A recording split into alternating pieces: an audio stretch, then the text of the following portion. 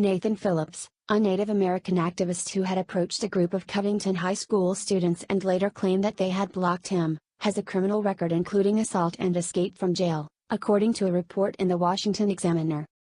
The Examiner reported. Phillips, 63, suggested high school junior Nick Sandman, the teenager at the center of the viral encounter after separate D.C. rallies, face expulsion for failing to accept any responsibility or apologize to Phillips publicly.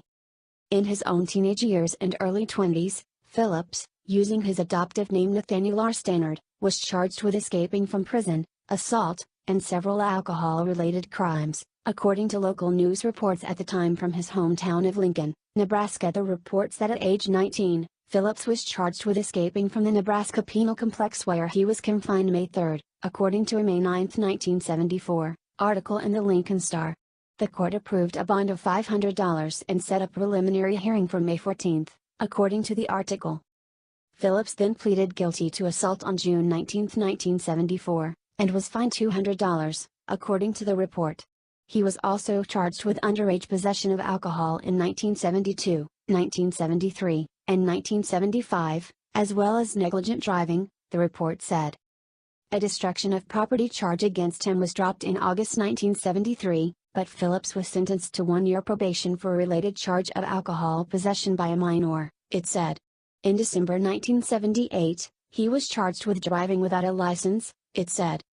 Phillips' background became the subject of interest, after journalists and pundits repeatedly mentioned he was a Vietnam veteran despite having served in the military at a time when combat troops were coming home from the war.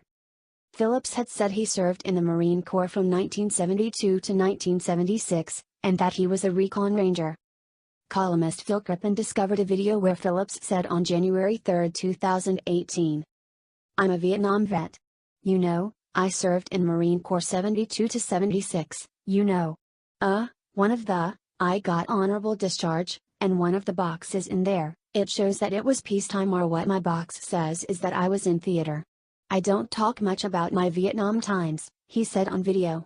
Retired Navy SEAL Don Shipley, who is known for his work on stolen valor, said he got a hold of Phillips' military records, which shows that he was never deployed outside of the United States, and that his job was as a refrigerator mechanic. The record also shows that he went absent without leave, AWOL, 3 times, according to Shipley. Despite Phillips' criminal record, he criticized the Covington Catholic high school teens for their behavior. "When we see our youth going the wrong way, we will go up and say, 'You are doing the wrong thing there, nephew, or grandson,'" he told Rewire News on Sunday. "This is just the wrong way. I tell them, this is the way you have to behave. This is wrong, this is right. You got to do it a certain way. We have protocols." Phillips also told CNN on Saturday, after the encounter with the students on Friday, that they looked like we're going to lynch a group of black protesters, who were later identified as black Hebrew Israelites that were harassing the students. "Here are American youth who are ready to, look like, lynch these guys. To be honest, they looked like they were going to lynch them. They were in this mob mentality. Where were their parents? Because they were obvious a student group," Phillips said. He also said Sandman had put himself in front of him, according to CNN's transcript. "This young fellow put himself in front of me and wouldn't move. If I took another step, I would be putting my person into his presence, into his space, and I would have touched him, and that would have been the thing that the group of people would have needed to spring on me," he told CNN.